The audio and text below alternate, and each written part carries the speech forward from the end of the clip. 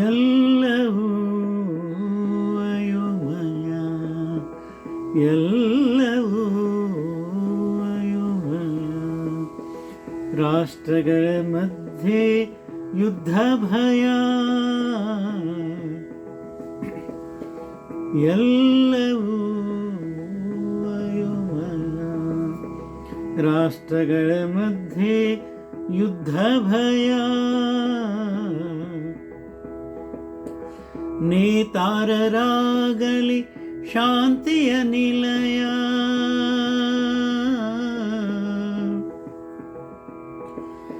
ಎಲ್ಲದರಲ್ಲೂ ಬೇಡ ರಾಜಕೀಯ,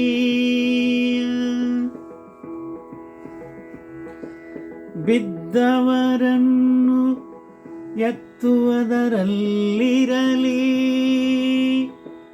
ಸಹೃದಯ, ಸಹೃದಯ.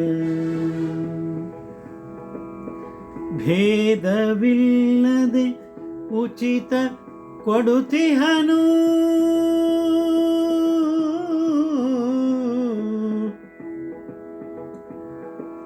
ನೀರು ಗಾಳಿ ಬೆಳಕು ಭೂಮಿ ವಿಶ್ವದೊಡೆಯ ನಿಜಾತ್ಮ ಶಿವನೇ. ದಯಾಮಯ ಕರುಣಾಮಯ, ದಯಾಮಯ ಕರುಣಾಮಯ, ದಯಾಮಯ ಕರುಣಾಮಯ, ದಯಾಮಯ ಕರುಣಾಮಯ, ಕರುಣಾಮಯ, ಕರುಣಾಮಯ, ಕರುಣಾಮಯ.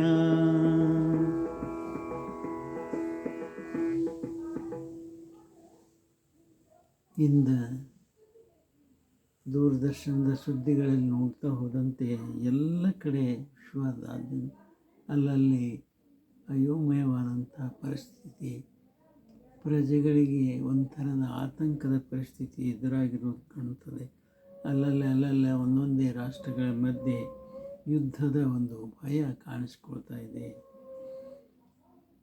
ಇದಕ್ಕೇನಾಗಬೇಕಾಗಿದೆ ಅಂದರೆ, ಯಾರು ರಾಷ್ಟ್ರದ ನೇತಾರರಾಗಿರ್ತಾರೋ ಅವರು ಶಾಂತಿಯ ನೆಲೆಯ ಆಗಿಬಿಟ್ರೆ ಸಾಕು, ಪ್ರಜೆಗಳ ಆತಂಕ ಕಡಿಮೆ ಆಗ್ತದೆ. ಎಲ್ಲದರಲ್ಲೂ ರಾಜಕೀಯ ಮಾಡೋದು ಬೇಡ. ಬಿದ್ದವ್ರು ಯಾರಿರ್ತಾರೋ ಅಂಥವ್ರನ್ನ ಎತ್ತುವುದರಲ್ಲಿ ಸಹೃದಯತೆ ಇರಬೇಕು, ಅದು ಬಹಳ ಮುಖ್ಯ. ಇವತ್ತು ನಿಜಾತ್ಮ ಶಿವನು ಎಲ್ಲರಿಗೂ ಉಚಿತವಾಗಿ ನೀರು ಗಾಳಿ ಬೆಳಕು ಭೂಮಿನೆಲ್ಲ ಕೊಟ್ಟಿದ್ದಾನೆ. ಅವನೇ ವಿಶ್ವದೊಡೆಯ ದಯಾಮಯ ಕರುಣಾಮಯನಾಗಿದ್ದಾನೆ ಅಂತ ಹೇಳ್ತಾ ಮಾತು ವಿರಾಮ ಕೊಡ್ತಾ ಇದ್ದೇನೆ. ಇದೊಂದು ಸ್ವರಚಿತ ವಚನ, ಹಾಡಿದವರು ರವೀಂದ್ರ ಜಕಾತಿ.